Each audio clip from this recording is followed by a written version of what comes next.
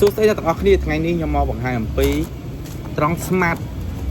C3 អ្នកនរគ្នាគឺជាប្រភេទត្រង់ Smart ដែលមានប្រព័ន្ធការពារទឹករហូតដល់ IPX7 អ្នកនរគ្នាឥឡូវខ្ញុំណែនាំអ្នកនរគ្នាឲ្យស្គាល់ត្រង់ Smart នេះចុះគឺត្រង់ Smart នេះគឺសម្រាប់លេងថ្ងៃសង្ក្រាន្តអ្នកនរគ្នាបងប្អូនណាដែលថ្ងៃសង្ក្រាន្តចង់លេងទឹកអីអ្នកនរគ្នាគឺល្អមែនតើព្រោះអីគឺវាបៀមមកគឺមានកន្លែងបិទកំបៅកំបោដូចមុននេះវាមានតែ Tab C អ្នកនរគ្នានេះរុន Tab C អ្នកនរគ្នាអញ្ចឹងអានេះវាអាចប្រើប្រាស់ជាមួយនឹង waterproof បានអ្នកនរគ្នាអាចបានបើសិនជាបងប្អូនទៅលេងយកស្គត់នេះបិទតែកន្លែងតិចទៀតមកអ្នកនរគ្នាយេល្អមែនតើអានេះមិនបិទក៏បានដែរស្កតអ្នកគ្នាគ្រាន់តែអានេះវា1000ការពារ waterproof ស្រាច់អ្នកគ្នា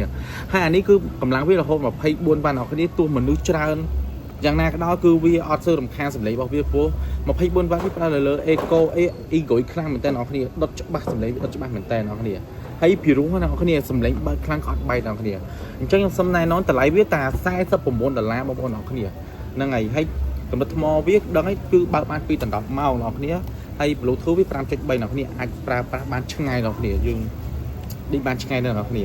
បាទនិយាយទៅវា surround sound របស់វាគឺល្អមែនតើបងប្អូនអ្នកគ្នាបងប្អូនប្រើប្រាស់ជាមួយនឹងត្រង់ Smart ប្រភេទនេះគឺល្អមែនតើតម្លៃ$49អ្នកគ្នាបងយកឥឡូវនេះមានសេវាព្រីទឹកអ្នកគ្នាព្រីទឹកស្អាតបងប្អូនអ្នកគ្នាត្រង់ Smart C3 អ្នកគ្នាសម្លេងពីរោះមែនតើបងចង់បានតម្លៃធូរហើយសមរម្យហើយអាចលេងទឹកបានទៀតអ្នកគ្នាបាទអាចតាក់ទងមកខាង K Pamper Store បានអ្នកគ្នាសូមអរគុណ